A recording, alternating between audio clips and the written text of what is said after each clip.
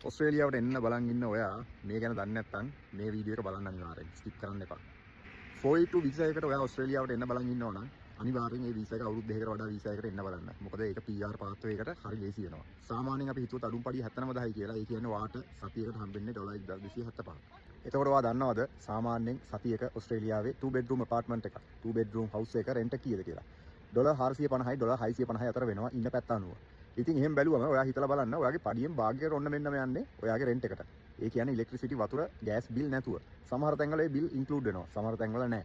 එතකොට මම මේ කියන්නේ ඔයාලට ඔස්ට්‍රේලියාවට එන්න එපා කියලාවත් ඔස්ට්‍රේලියාව හොඳ රටක් කියලාවත් වියදම් වැඩි කියලාවත් නෙවෙයි. මම ඔයාලට මේ කියන්නේ අයිඩියා එකක් අරගෙන එන්න. මම හිතනවා ඔස්ට්‍රේලියාවට එන්න හදන ඔයා සමහරට මේක ගැන දන්නේ නැතුව ඇති කියලා. ඒකයි මම ඔයාලට මේක ෂෙයා කරන්නේ.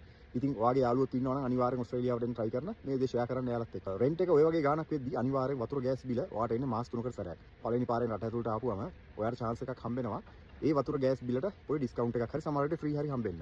ඉතින් ඊට පස්සේ ඔයාට අනිවාර්යෙන් $1000කට කිට්ටු වෙන්න පාවිච්චි කරන විදිය අනුව ළමයි දෙන්නෙක් ළමෙක් ඉන්න ෆැමිලි එකකට අනිවාර්යෙන් $1000කට කිට්ටු වෙන්න මාස 3කට සැරයක් ඔයාට ගෙවන්න වෙනවා.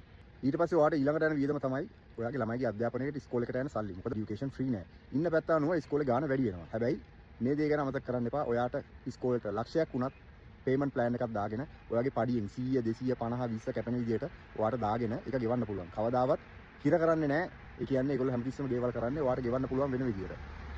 ඊළඟට වැඩිපුරම වියදමක් කියන්නේ කෑම වලට. මම කෑම වලට ආස කෙනෙක් නම් ඔයයි ග්‍රොසරි බිල ලොකු ගාණක් වෙන්න පුළුවන්. ඒ කියන්නේ සතියකට කීයද?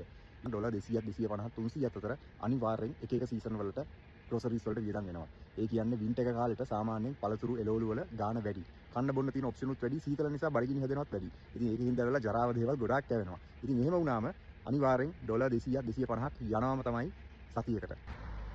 ඊළඟ දේ තමයි ඉන්ෂුරන්ස් එක. අනිවාර්යෙන් ඔස්ට්‍රේලියාවට එන්න බලන් ඉන්න ඔයා මොකක් හරි හෙල්ත් ඉන්ෂුරන්ස් එකක් අනිවාර්යෙන් දාගෙන එන්න ඕනේ. මොකද රට ඇතුළට ආපු අයට ගොඩාක් ප්‍රශ්න වෙලා තියෙනවා. ඉන්ෂුරන්ස් එකක් නැතුව ඇවිල්ලා වෙදර් චේන්ජ් එකත් එක්ක එකපාරම ළමයි අසනීප වුණාම හොස්පිටල් වලට $5000 10000 දෙන තත්ත්වයකටත් පත් වෙලා තියෙනවා. ඉතින් මේවා එක්ස්පීරියන්ස් එකෙන් රට ඇතුළේ ඇහිච්ච කතා වලින් කියන දේවල්.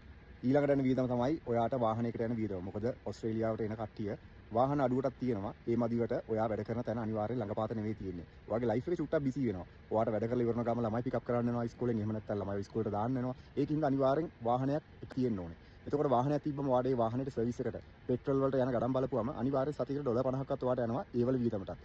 ඔයා මොකක් හරි Netflix හරි මොනවා හරි ප්‍රොවයිඩ් එකක් ගන්නවා නම් ඒ වලට සල්ලි. ෆෝන් බිල් වලට එතකොටත් $30ක් 40ක් අනිවාර්යෙන් යනවා මාසෙකට.